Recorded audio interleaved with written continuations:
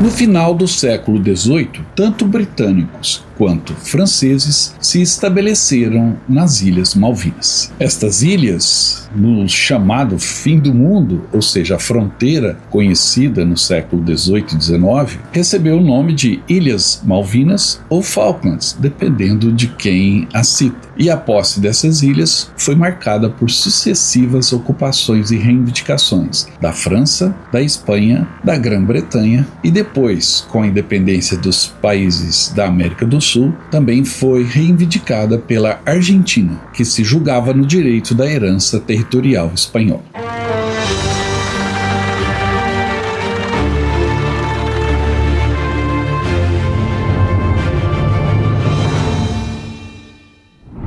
Espanhóis e britânicos já tinham uma disputa intensa pela posse das ilhas. Os espanhóis tinham o direito cedido à coroa espanhola pelos franceses. Assim, durante um tempo, a Espanha assumiu o controle do assentamento francês nas ilhas, isso por volta do final do século XVIII. Nessa mesma época, uma expedição britânica, liderada por Lord Byron, estabeleceu um posto em Port Egmont, nas Ilhas Saunders, no noroeste do arquipélago das Falklands Malvinas. E isso deu início a várias reivindicações. A Espanha controlava a área francesa, a Grã-Bretanha ocupava outra parte do arquipélago e em 1770 houve um confronto quando navios espanhóis expulsaram os britânicos de Port Egmont. Os ingleses lutaram pelo posto, retomaram, mas as tensões continuaram. E por fim os britânicos se retiraram voluntariamente de Port Egmont, deixando uma placa onde reafirmavam a sua soberania nas ilhas. A Espanha então manteve guarnições e administração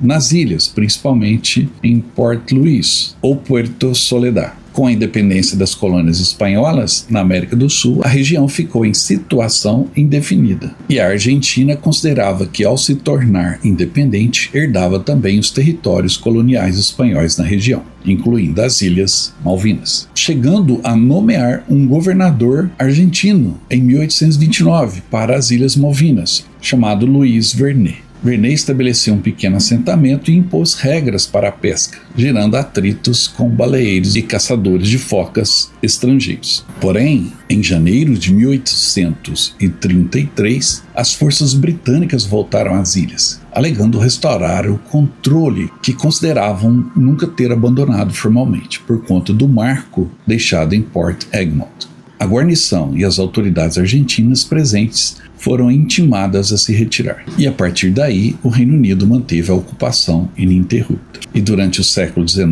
e o início do século XX, uma colônia britânica se desenvolveu com imigrantes escoceses, galeses, entre outros, formando a base populacional que ainda hoje habita as ilhas. A Argentina, porém, nunca aceitou essa usurpação, como eles chamam, de 1833, sustentando que as ilhas são parte de seu território por continuidade histórica a partir da Espanha. Mas as tentativas diplomáticas feitas para negociar a soberania nunca evoluíram. Chegamos então a 1982. O cenário era de uma junta militar que governava a Argentina desde 1976 e enfrentava uma grave crise de legitimidade e popularidade, além de problemas econômicos e um descontentamento social que começou a chacoalhar o poder dos chefes militares, que buscaram então uma ação que reacendesse o patriotismo e aliviasse as tensões internas. O presidente argentino, empossado em 1981, o general Leopoldo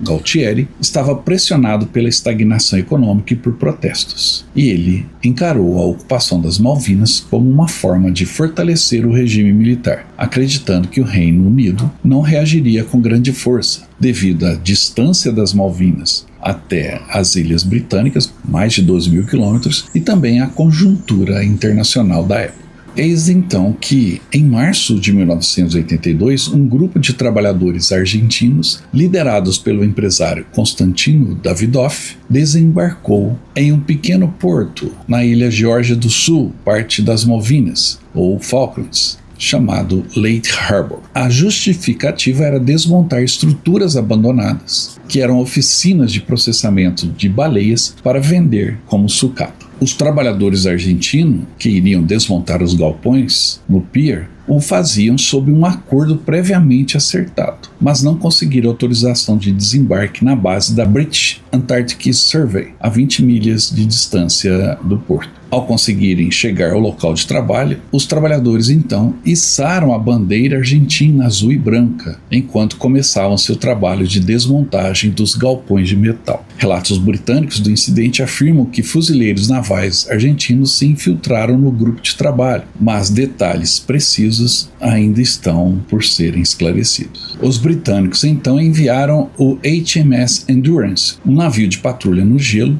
que estava em Port Stanley, como um aviso a esses cerca de 40 trabalhadores argentinos, que violaram o protocolo em sua chegada em 19 de março. A bordo do Endurance estavam 24 fuzileiros navais britânicos da guarnição de Stanley. Os argentinos reagiram, deslocando navios para a área, criando um clima de confronto iminente. Aconteceram protestos de ambos os lados e, diante do acirramento das tensões, setores da Marinha e do Exército argentino aceleraram estudos para uma possível ocupação das Malvinas. Em meados de março de 1982, o plano, que viria a ser conhecido como Operação Rosário, tomou forma, prevendo uma ação relâmpago para tomar Porto Stanley. Nos últimos dias de março de 1982, houve relatos de movimentos navais argentinos rumo ao Atlântico Sul. O governo britânico começou a considerar medidas de retaliação, mas não havia consenso interno. Entre 29 e 31 de março, as tratativas formais de Buenos Aires e Londres praticamente se interromperam. A Argentina, decidida a agir, já tinha sua força expedicionária embarcada e a caminho das Malvinas. Começava a Operação Rosário. Nuestra misión es la de desembarcar en las Islas Malvinas. Eso es lo que vamos a hacer. Mañana ustedes serán los vencedores. Que Dios los proteja.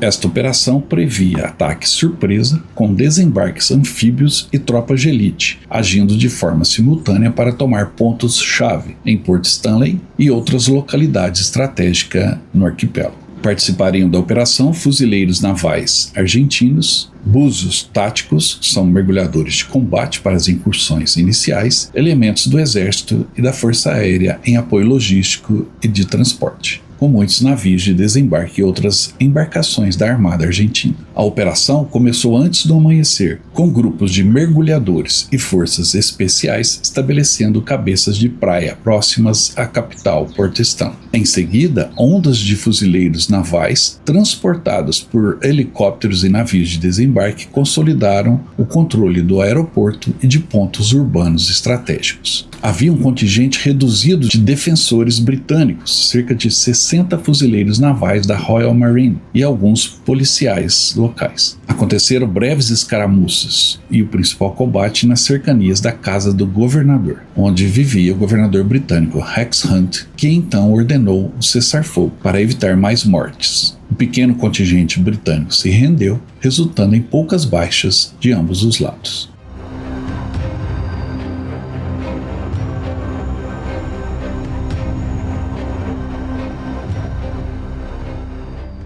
A bandeira argentina foi então hasteada em Port Stanley, e em poucos dias o governo argentino enviou reforços para ocupar também as ilhas Geórgia do Sul, e a Argentina passou a controlar todas as ilhas do arquipélago, acreditando que a ação rápida e bem-sucedida iria evitar uma retaliação em larga escala do Reino Unido. Isso é o que os argentinos esperavam. Mas esta é uma outra história que contaremos em breve.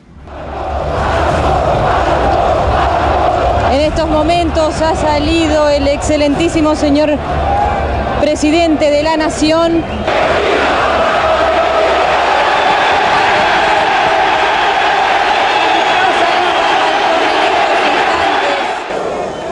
Hoy, 2 de abril, recién hemos comenzado con la actitud de recuperar las Malvinas y toda su zona de influencia.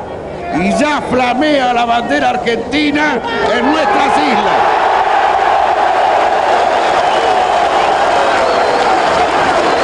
Que estoy seguro.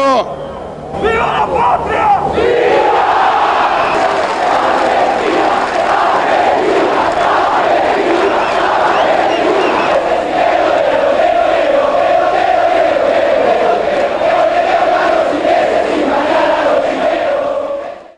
Espero que tenham gostado do vídeo de hoje. Se gostaram, dê um like. Não se esqueça de se inscrever no canal e também de deixar o seu comentário ao final. E eu volto logo com mais histórias de guerra. Até mais.